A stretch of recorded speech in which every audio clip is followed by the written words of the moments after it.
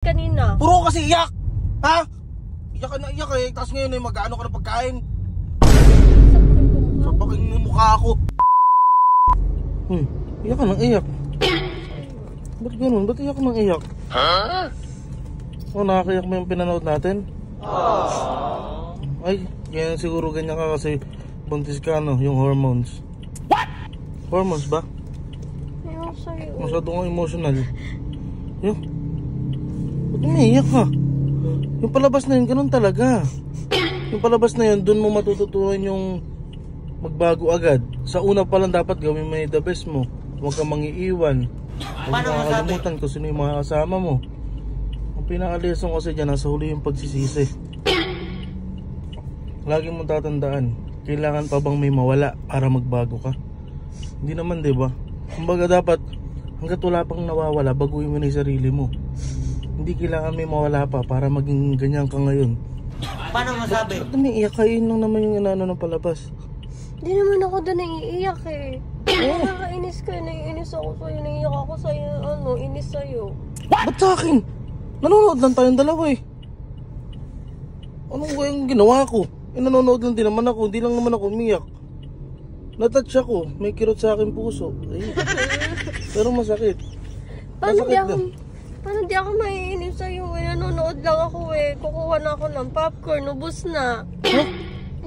Kala inubos mo yung popcorn natin. Dapat sa atin dalawa yun, tas sa'yo lang yun. Hindi ko inuubos yun ha. Wala akong inuubos sa popcorn. Tubig yung iniinom ko kanina.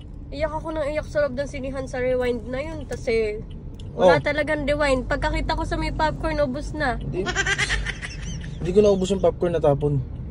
Sigurado ka? Tignan mo nga yung mukha mo. Oh. Natapon yun. Natapon? Saan? Sa bibig. Tignan mo yung kamay mo, oh. Hindi nga ako yun. Hindi nga ako yun eh.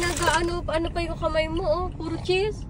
Ayun ako. Hindi ako naiiyak sa palabas. Naiiyak ako kasi crave ako sa popcorn pagkakita Ito ko, kasi ubos na. tandaan mo, walang... Sabi mo movie date, ang ginawa mo picnic. Lagi mo tatandaan, sa buhay walang rewind.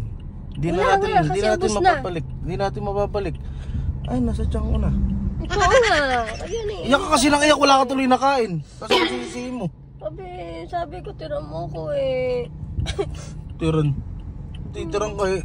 Magunong ka eh. Siyempre, kain na ako ng kain. Hindi mo ko naisip. Alam mo ba may lesson dun sa mag-asawa? Di ko alam kung ano.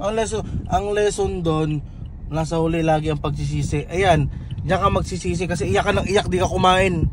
Sino nagsisisi ngayon? Ako, busog ako. Sabi ko, share tayo dun eh. Grabe ka, pati yung putlong nakain mo. What? Ano gagawin natin? Ito binili natin eh. Ba't di mo ko tiniran kasi? Iyak ka nga kasi ng iyak. Ha? Wala akong magagawa kaya iyak ka ng iyak. Inaalok ito eh. Ganun-ganun ka pa. Kaysa masayang. Nagpo-focus ako sa movie. Ikaw nagpo-focus ka pala dun sa pagkain. Tingnan mo yung kamay mo puro pa. Mo sa bibig mo. Ayan Tissue. Ito eh, sinabi nakakahiya tuloy itong kanina. Wala na, inubos mo na din pati tissue. Wala patingin-tingin eh. Diba puro tissue ka rin kanina? Puro kasi iyak. Ha? Iyak ka na iyak eh. Tapos ngayon eh, mag-ano ka ng pagkain. Sapakin ko mukha. Sapakin mo mukha ako.